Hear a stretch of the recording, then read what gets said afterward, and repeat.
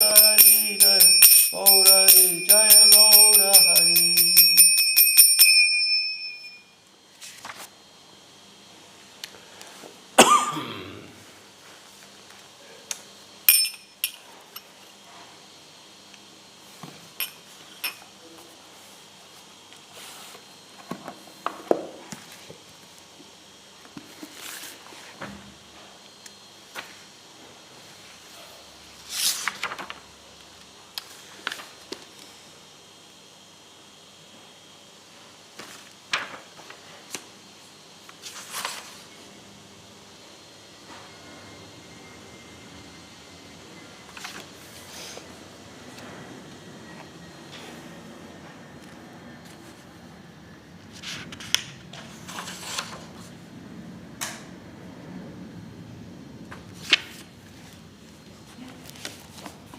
So reading from Sri Chaitanya Bhagavat.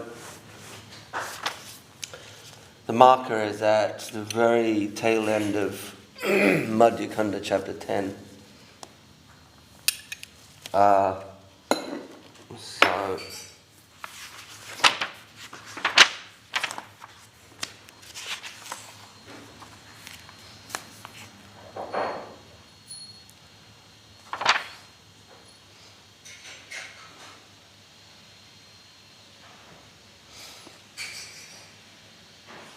So we're going to start on Madhya Kanda chapter 11, titled The Pastimes of Sri Nityananda.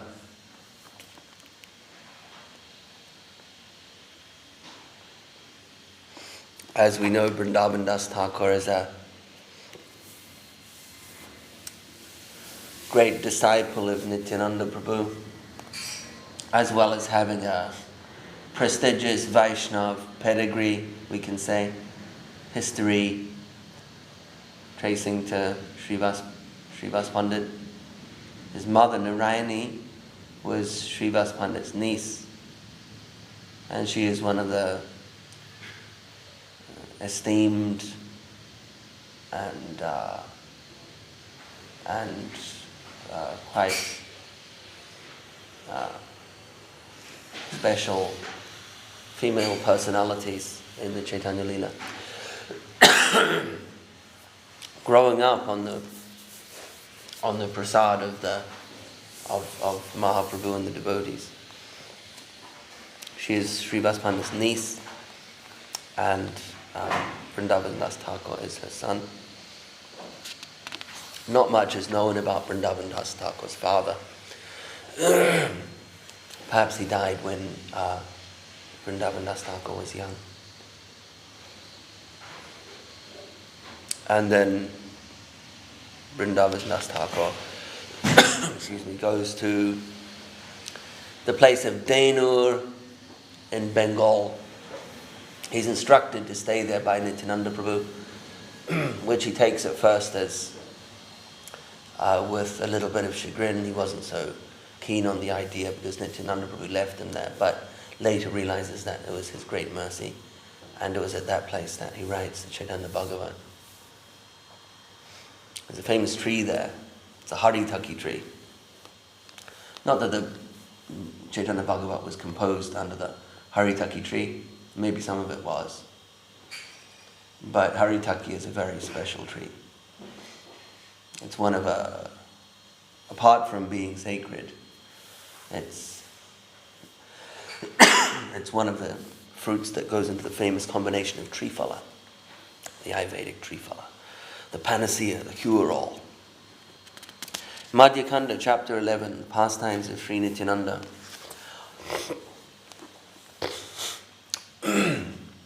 O Lord Gauranga, O most precious treasure, O unlimited ocean of Krishna Prem, where do you come from? You are the Lord and maintainer of the helpless, the true friend of the downtrodden. All glory to you, Lord Vishvambara, the most powerful and regal of the Brahmanas. Victory to all your associates who are like honeybees attracted to the nectar of your lotus feet. You are as dear to Paramananda Puri as his own life, and you are the greatest wealth in the possession of Swarup Damodar. You are very dear to Srila Rupa Goswami and Srila Sanatana Goswami and the hearts of Jagadish and Gopinath. Lord Vishvambar continued to perform his pastimes in Navadvip, unknown to every eye. The blessed Srivas Pandit sat in his own house, situated in the central island of Navadvip, and saw the endless and marvelous pastimes of the Lord. He served the Lord with pure love and saw the Mahaprakash Leela pastime, along with the other Vaishnavas. Lord Nityananda was residing in the house of Srivas Pandit, whom he loved and respected as his father. Lord Nityananda was continually manifesting the mood of a little child, and often drank from the breast of Malini, the wife of Srivas. It's quite an extraordinary pastime. Difficult for some to understand. Malini's breasts had long dried up, but upon Nityananda's touch, milk again flowed from her breast. She was amazed at such miraculous happenings.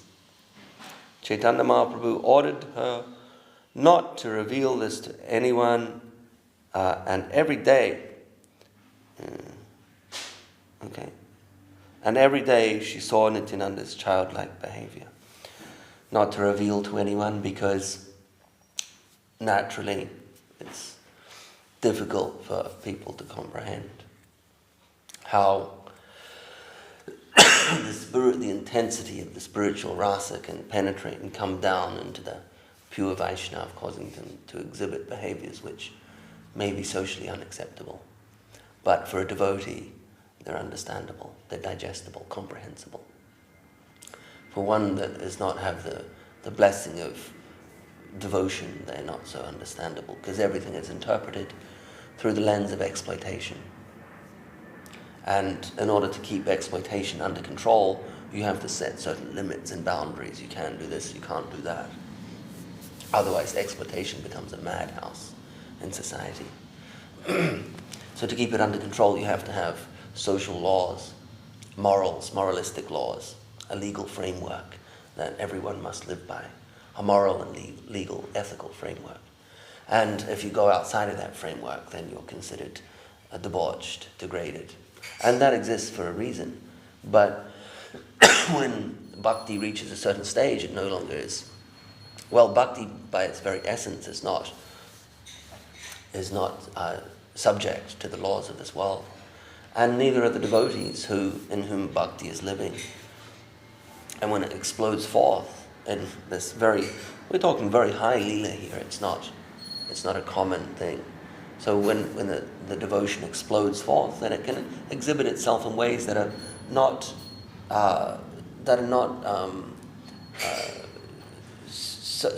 subject.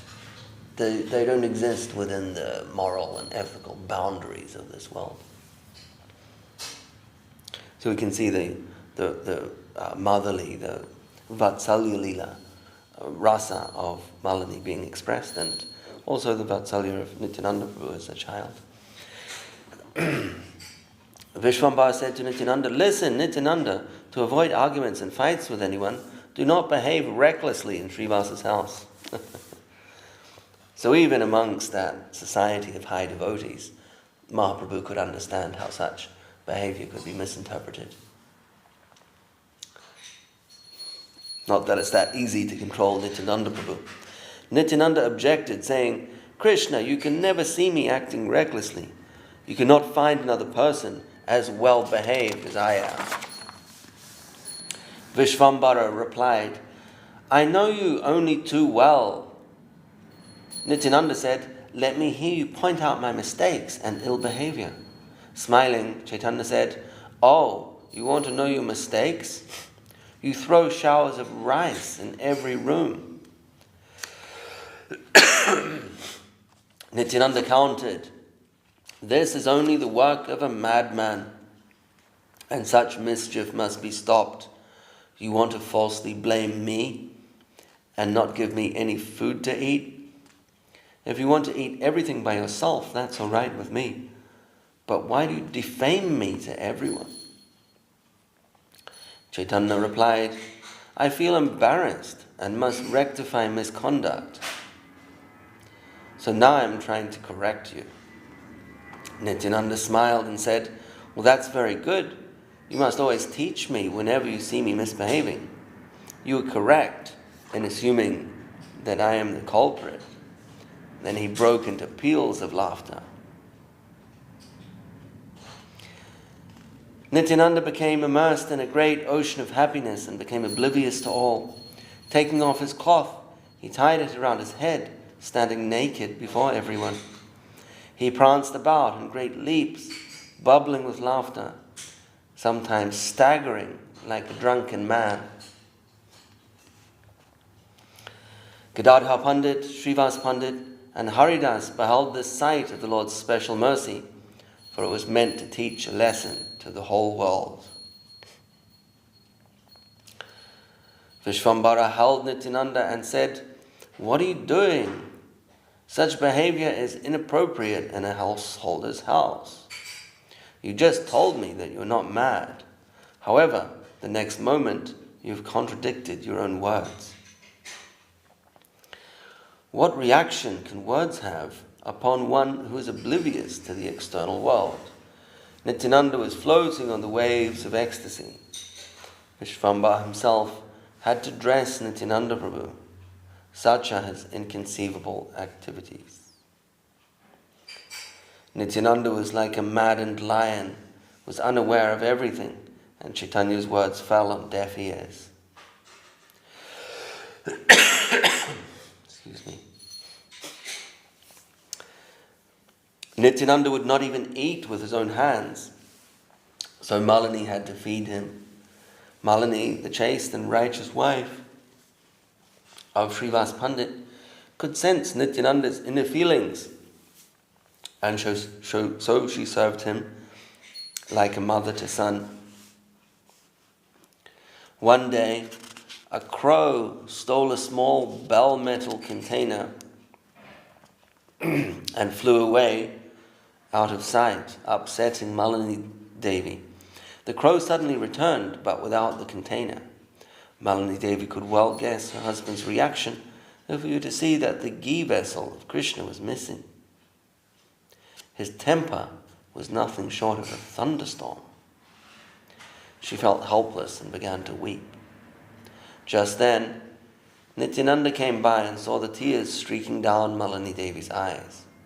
Smiling, he asked, "Why are you crying? Tell me the cause of your distress. I will take care of everything." Malini Devi tearfully replied, "Oh, listen, Goshani. A crow flew away with the ghee vessel. Who knows where?" Nityananda assured her, "Mother, kindly stop weeping and worrying. I will surely get your vessel back." The Lord spoke to the crow smiling pleasantly. The Lord spoke to the crow, smiling pleasantly. "O crow, go and bring back the vessel quickly. Nityananda resides in everyone's heart who has the power to disobey his orders." The crow immediately flew off, followed by the distraught eyes of Malini Devi. Returning soon with the vessel in its beak, the crow put it near Malini Devi. From this incident, Malini Devi could very well understand the extraordinary potency of Nityananda. Swooning with ecstasy, she began offering prayers to the Lord.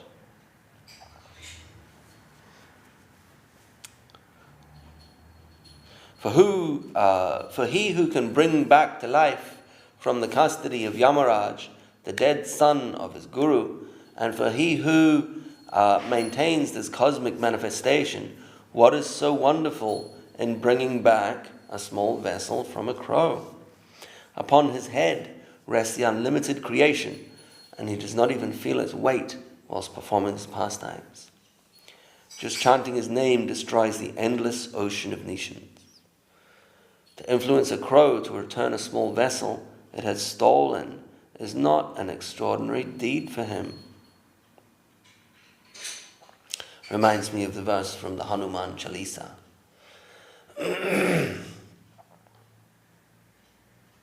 Where does it go? I know the English translation. I'm trying to remember the Sanskrit. It's not actually Sanskrit. It's kind of a dialect of Hindi that it was written in. Okay, but it says, carrying...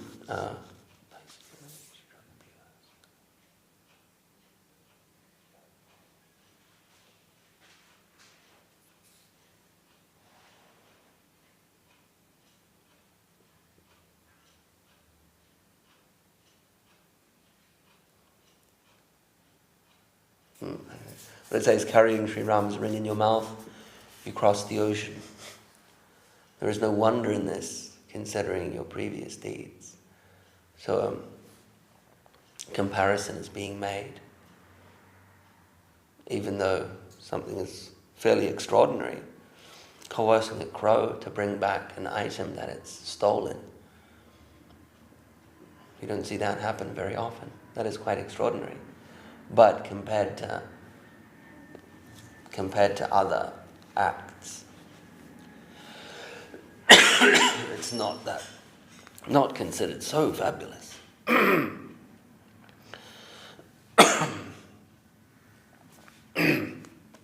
In the past, as Lakshman, excuse me, in the past as Lakshman, you were guarding Sita Devi while living in the forest.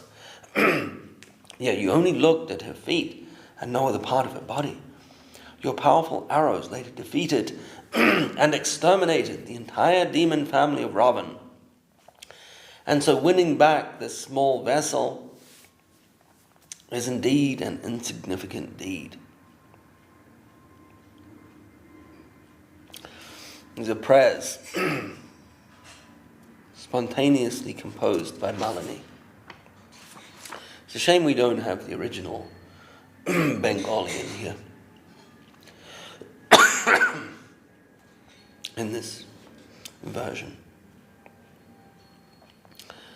At whose lotus feet the river Yamuna Devi begged forgiveness and offered chosen prayers and glorification, and for he who has the potency to maintain the 14 worlds, what marvel is it for him to get back a small vessel from a crow?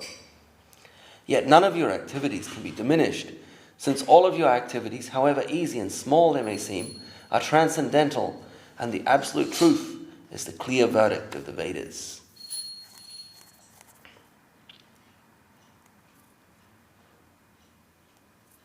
Nityananda smiled as he listened to her prayers and remarked in his childlike manner, "I want to eat." Whenever Malini Devi saw Nityananda, milk would ooze from her breasts, and out of spiritual parental love, and Nityananda would fulfill her spiritual desires by suckling upon her breast like a small child. These are some of the inconceivable pastimes of Nityananda.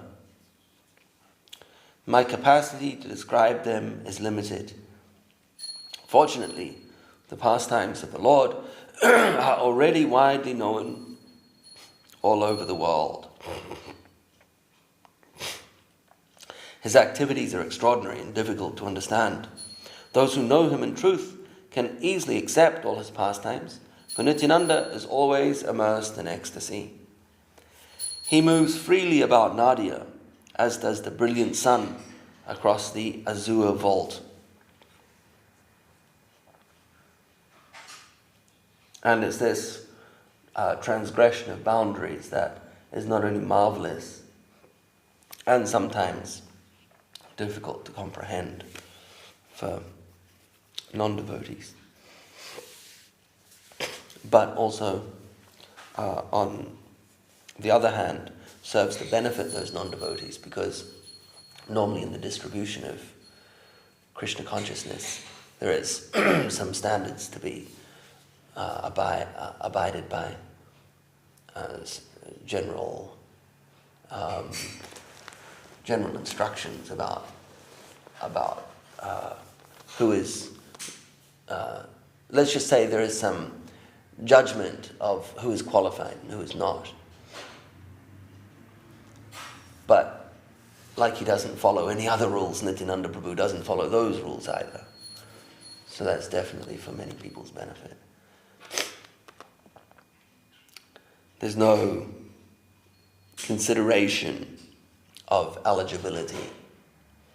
So for most of us, we do need to consider, when preaching, we need to consider the eligibility of the audience, the person, the recipient, keeping in mind the ninth verse, the ninth offense. Ninth offense to the holy name. Trying to give it to the faithless can backfire,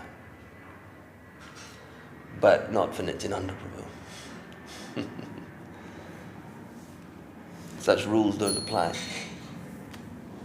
But then again, that just goes to show that such stuff should not be, we should not try to imitate that, because it can have deleterious effects. It can have, again, it can backfire.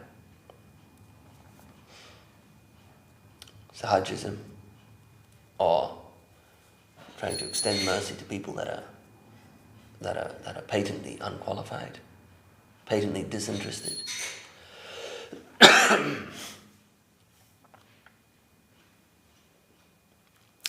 A mystic yogi or a learned scholar or anybody may think and say anything about Nityananda. People may comment that Nityananda is not a close associate of Chaitanya. I do not care to hear any such remarks. I only pray that his lotus feet remain imprinted in the depths of my heart.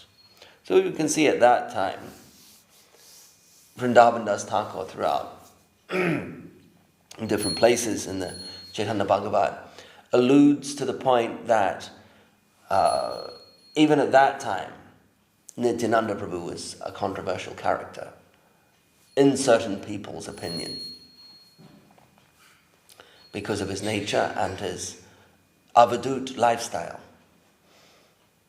Not everyone could accept or condone, accommodate his behavior. And when we look at the Leela, he seems to appear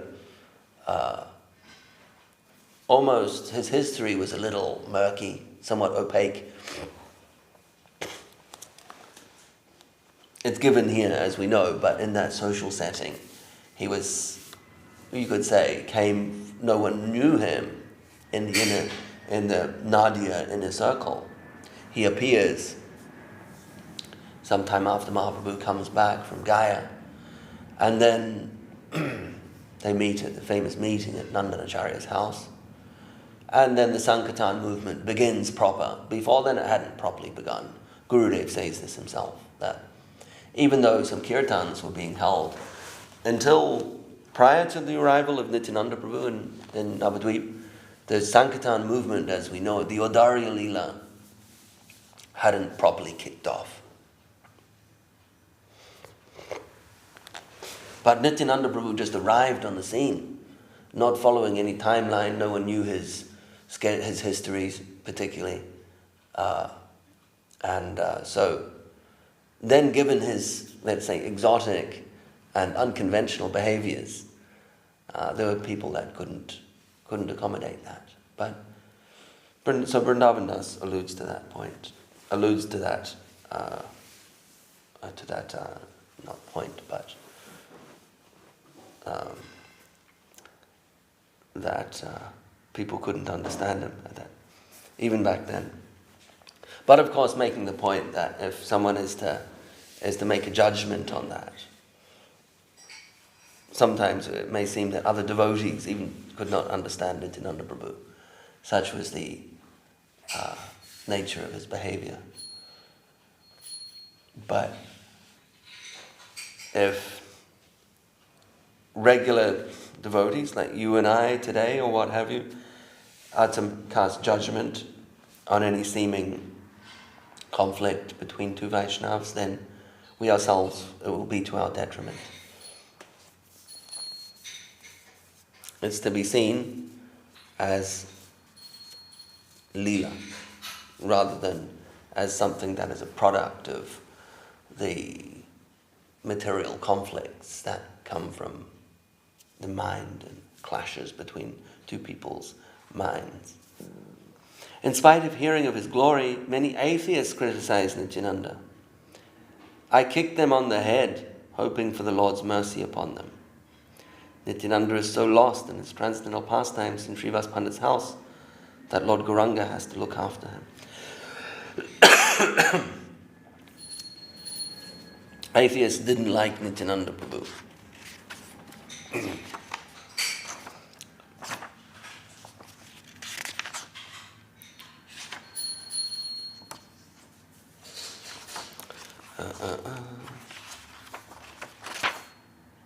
Okay, it's almost finished, this chapter.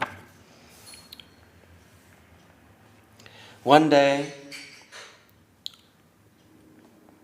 Sri Chaitanya was sitting in his house together with his wife, Vishnupriya Devi, whose exquisite beauty is matched only by Lakshmi Devi. She prepared betel pan for the Lord, and he accepted them, smiling with pleasure.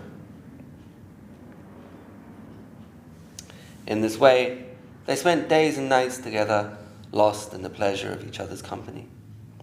Mother Sachi's heart exalted to heights unknown as she saw the happy couple. Lord Chaitanya knew the reason for his mother's exhilaration, and so he spent much time with his wife. Around this time, Nityananda, who was always immersed in bliss, came to Chaitanya's house in a restless mood. He stood before everyone, naked like an innocent child, not feeling any shame. Chaitanya inquired, Nityananda, why are you without clothes? Again, Nityananda replied with a smile, It is so, it is so. Chaitanya requested, Nityananda, wear your clothes. He replied, Today I shall leave. And Chaitanya said, Why? Nityananda responded, I cannot eat anymore. Then Chaitanya said, When I say something to you, why do you answer with a completely different subject? Nitai replied, I want all-round attention. Angrily, Lord Chaitanya said, This is not my fault. Nitai replied, My Lord, Sachi Devi is not here. Chaitanya pleaded, Be merciful and wear your clothes. Nityananda replied, I will eat. Like this, Nityananda is always in the mood of serving Sri Chaitanya. While one hears, the other speaks, and Nityananda wanders all over Nadia, laughing joyfully. Lord Chaitanya got up and personally dressed Nitai, whilst Nitai continued chuckling.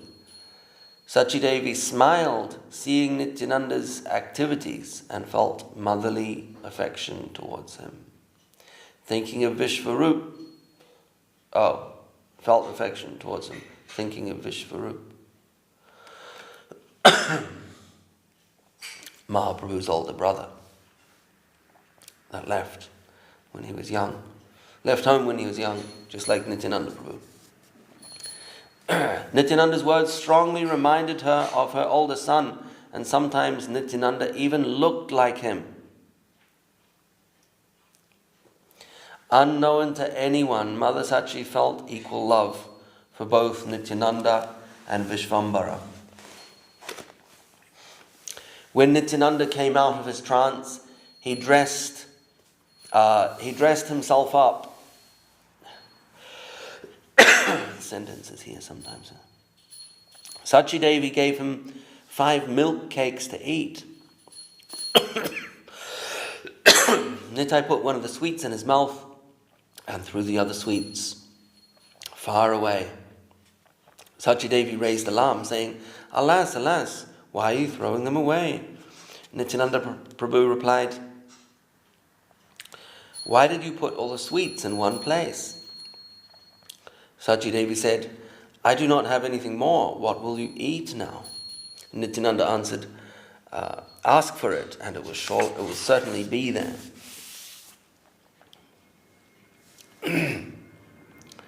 Sachidevi went inside the storeroom only to be greeted by a wonderful surprise. She saw that the 4 sweets thrown away by Nitai were there. She thought out loud, where were the sweet cakes thrown, and how could they be here now? Sachidevi was amazed and amused. She removed the dust particles from the sweet cakes and came to Nityananda. She found him eating laddus and inquired, from where did you get those laddus? Lord Nityananda replied, I saw you were disappointed when I threw the sweet cakes away, so I brought them back. Seeing these miracles, Sachidevi considered in her mind, who can know the extraordinary qualities of Nityananda Prabhu? To Nityananda Prabhu she said, Nityananda, why do you bewilder me in this manner? I know very well that you are the Supreme Lord. Please therefore remove your illusory potency from me. Lord Nityananda, exhibiting the mood of a young boy, went running after Sachidevi, trying to touch her feet as she tried desperately to escape him. Such are the super excellent activities of Lord Nityananda. They bring pleasure to the pious devotees, but to the envious they bring pain. Those envious and sinful wretches who criticize Nityananda become so contaminated that even Ganga Devi, who purifies everything, runs away from them. Nityananda is the Supreme Lord of all the Vaishnavas, and as Anantasesh, he holds the universe upon his head. Although I have no attachment for Nityananda and Chaitanya, I pray that the treasure of the lotus feet of Nityananda be eternally, firmly situated in the innermost necessities of my heart. This is my earnest desire, for which I beg at the feet of all the Vaishnavas. Let Nityananda Prabhu, Lord Balaram, be my supreme Lord and Master. Sri Krishna Chaitanya and Sri Nityananda are my life and soul. I, Vrindavan Das, offer this song at their lotus feet. Jai Sri Chaitanya Bhagavat Ki Jai.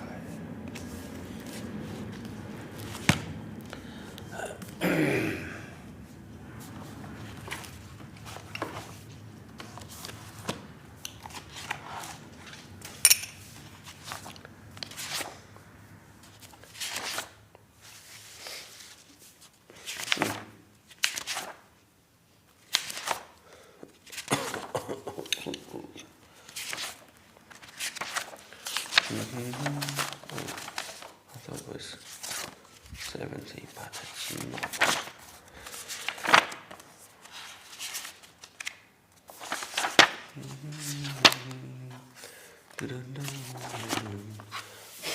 Hari Hare Nama Krishna Yadavaya Namaha. Hari Hare Nama Krishna Yadavaya Namaha. Yadavaya Madhavaya Keshavaya Namaha. Yadavaya Madhavaya Keshavaya Namaha.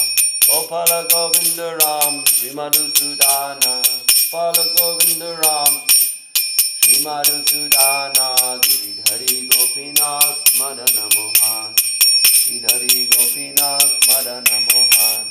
Shri Chaitanya Nityananda Shri Advaita Chandra. Chaitanya Nityananda Shri Advaita Chandra. Gadadhara Shiva Sadi Gaur Bhakta Vrinda.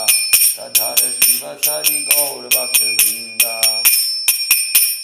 Jai Rupa Sanatan Bhatta Raghunatha. Jai Rupa Sanatan Bhatta Raghunatha. Shri Jiva Gopal Bhatta Das Raghunatha. Jiva Gopal Bhatta Das Raghunatha. Jai Goshai Kori Charana Bandhan. Jai Goshai Kori Charana Bandhan. Jaha hoite Vignana Sabista Puran. Ahoite Vignana Sabista Puran. Jai Goshai Anumuni Tandra Dasa. Jai Goshai Anumuni Tandra Dasa. Sabara Pada Renu Mora Panchagrasa. Ham Sabara Pada Renu Mora Panchagrasa. Andara Charana Sevi Bhakta Sanivasa. तेरे चरण से भी भक्त सनिवासा जन्म मोरे अभिलाषा जन्म मोरा ए अभिलाषा ए जय गोसाई जबे ब्रज खोलो बासा जय गोसाई जबे ब्रज खोलो बासा राधा कृष्ण नित्य लीला कोरिला प्रकाश राधा कृष्ण नित्य लीला कोरिला प्रकाश आनंदे बोलो हरि भज वृंदावन आनंदे बोलो हरि भज वृंदावन श्री गुरु वैष्णव परिम जयमान श्री गुरु वैष्णव परिम जयमान श्री गुरु वैष्णव पर पद्म कोरे आशा श्री गुरु वैष्णव पर पद्म कोरे आशा हरि नाम संकीर्तन कोहे नरोत्तम दास नाम संकीर्तन कोहे नरोत्तम दास हरे कृष्णा कृष्ण कृष्ण हरे हरे हरे राम राम राम हरे हरे जय गौर हरि बोल हरि बोल हरि बोल जय गौर हरि बोल हरि बोल हरि बोल हरि बोल जय गौर हरि बोल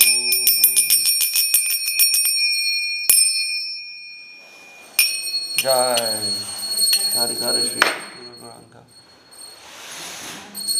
राधा गिरिधर जी की जय जय विष्णुपाद श्रील भक्ति सुंदर गोविंद देव गोस्वामी महाराज गुरुदेव की जय जय विष्णुपाद श्रील भक्ति राखक श्रीधर देव गोस्वामी महाराज की जय भगवान श्रील भक्ति सिद्धांत सरस्वती ठाकुर प्रभुपाद की जय श्री रूपनुग गुरुवार्ग की जय हरिदास ठाकुर की जय समवेद वैष्णव मंडल की जय समवेद भक्त वृंद की जय श्री हरि नाम संकीर्तन की जय श्री चैतन्य सरस्वती मठ वेस्ट लंदन चैप्टर की जय निताय गौ प्रेमानंदी हरि हरि बोल